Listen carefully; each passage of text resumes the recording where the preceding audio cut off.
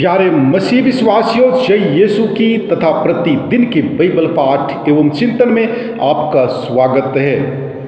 आज का पहला पाठ नबी दानियल का ग्रंथ अध्याय 7 पद संख्या 2 से 14 तक से लिया गया है। वचन कहता है, मैंने रात्रि के समय यह दिव्य दृश्य देखा। आकाश की चारों दिशाओं की हवाओं महासमुद्र को उद्वेलित कर रही थी और उसमें से 4 विशालकाय पशु थे जो एक दूसरे से भिन्न थे।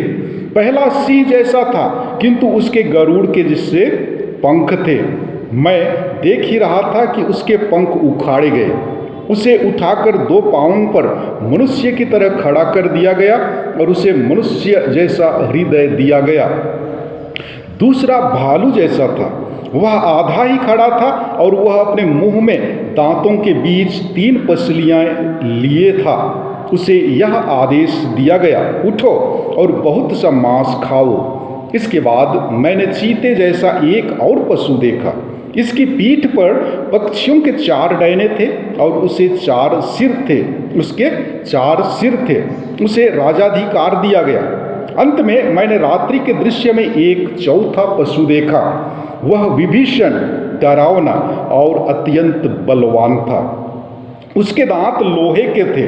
वह चबाता और खाता जाता था और जो कुछ रह जाता उसे पैरों तले रौंद देता था। वह पहले के सभी पशुओं से भिन्न था और उसके 10 सींग थे।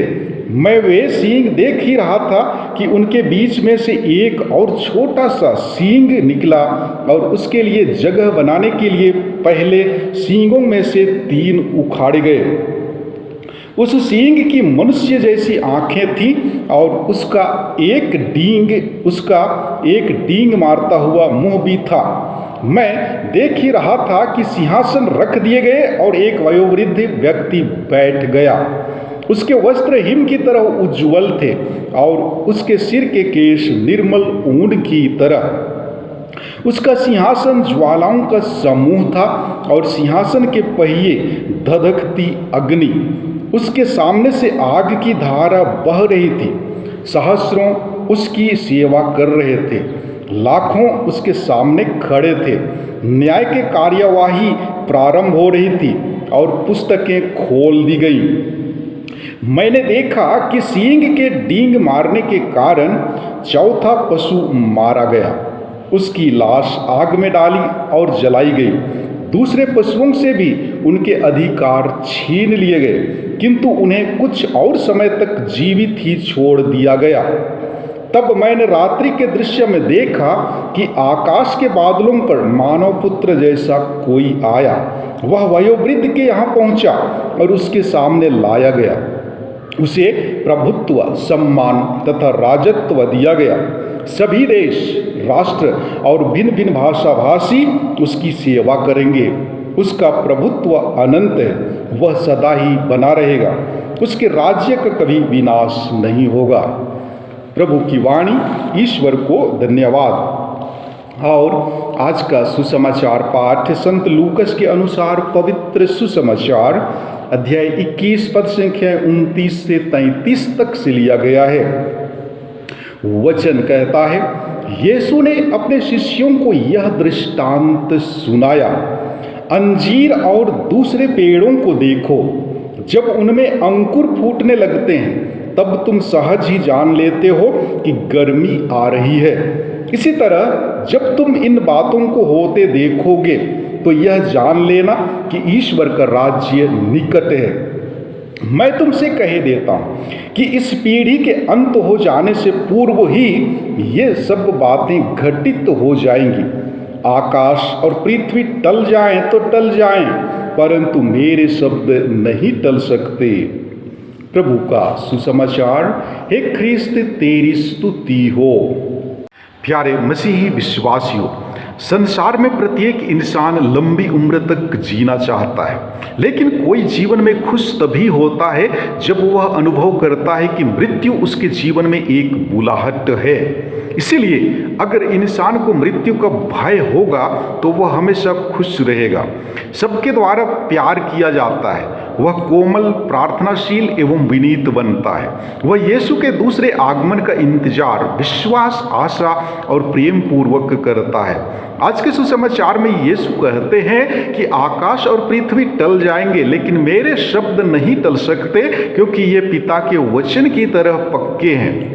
जो कहते हैं उसे करके दिखाते हैं। कभी कभी हम वादा करते हैं, लेकिन हम ईश्वर की इच्छा के अनुसार जीवन नहीं जीते।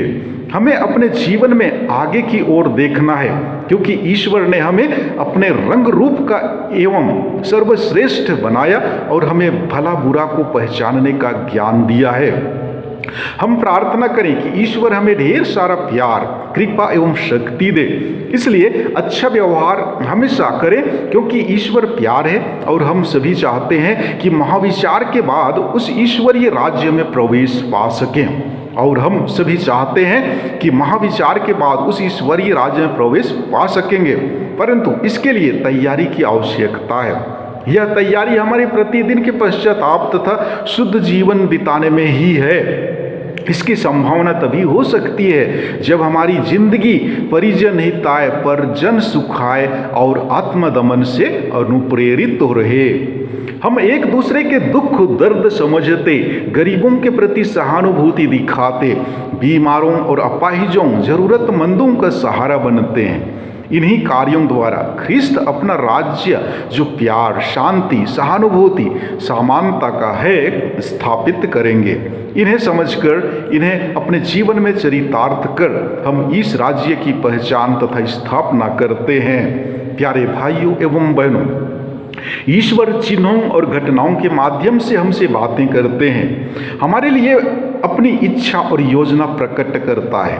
इसलिए रोज दिन के हमारे जीवन में घटित होने वाली घटनाओं का हमारे लिए बहुत महत्व है। चाहे घटनाएं दुखद हों या सुखद, सबके माध्यम से ईश्वर हमें जीवन की शिक्षा देता है। जब हमारा जीवन सही चल रहा होता है, तब इन घटनाओं के माध्यम से ईश्वर हमारा उत्साह बढ़ाता है। जब जिंदगी सही नहीं बीत रही होती है, तब ईश्वर झटका देकर जिंदगी का सही मार्ग बताता है। जरूरत है इन घटनाओं पर गंभीरतापूर्वक विचार करने की, ताकि इन घटनाओं से सीख लेकर हम अपने जीवन को सही दिशा दे सकें। नबी दानियल को ईश्वर दिव्य दर्शन के रूप में आगामी बातें बताता है। रात दिन की घटनाएं ही हमारे लिए मूर्त दिव्य दर्शन है। हमारे जीवन में कई बार ऐसा अवसर आया होगा जब ईश्वर ने इस तरह से हमें अपनी इच्छा एवं योजना के बारे में बताया होगा, पर हमने उस पर ध्यान नहीं दिया। उसका प्रतिफल बिल्कुल विपरीत रहा। याद रखें, चाहे आकाश और पृथ्वी टल जाएं, हमारे लिए प्रभु की योजना टलने वाली नहीं है। ईश्वर की पवित्र इच्छा को दिल की गहराई से जानकर हमें इसे अपने दैनिक जीवन में पूरा करना एक आह्वान है। हमें जीवन में ईश्वर से संयुक्त रहने की आवश्यकता है। ईश्वर हमारी सहायता करे, ताकि हम हर पल अपने परम दयालु पिता की इच्छा अनुसार ही जीवन निर्वाह करें।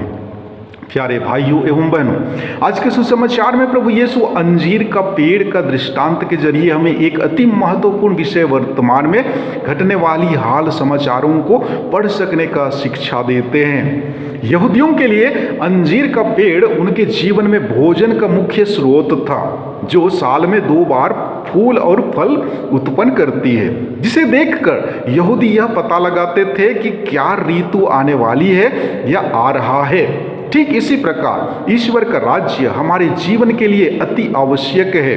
अतः ईश्वर का राज्य कैसा और कहाँ है एवं कब प्रकट होने वाला है, इसे पढ़ सकना या जानना अनिवार्य है, क्योंकि ईश्वर का राज्य से हम धार्मिकता, पवित्रता, आनंद, शांति का फल पा सकते हैं एवं पवित्र आत्मा से पूर्ण हो सकते हैं। हमें यह पता नहीं कि हमारा प्रभु यीशु कब और कैसे वापस लौटेंगे, लेकिन वो विभिन्न रूपों और तरीकों से हमें निरंतर अनेक चिन्ह देकर हमें हमेशा आध्यात्मिक रूप से सजग रहने के लिए आह्वान करते हैं। प्रभु यीशु हमसे सदा आशा करते हैं कि हम निरंतर उसके आने की बाट जोहें। वो असलियत में रोज हमारे मन दिल में आना चाहता है, हमारे दिल के दरवाजे को खटखटाता है। क्या मैं उसके आगमन के चिन्हों को पहचान पाता हूँ? क्या प्रतिदिन मैं उसके प्रकट किए चिन्हों को जानने के लिए प्रार्थना करता हूँ? प्रभु यीशु स्वयं कहते हैं, तुम सर्वप्रथम ईश्वर के राज्य और उसकी धार्मिकता की खोज करो और तुम्हें सब कुछ यूं ही प्राप्त हो जाएगी।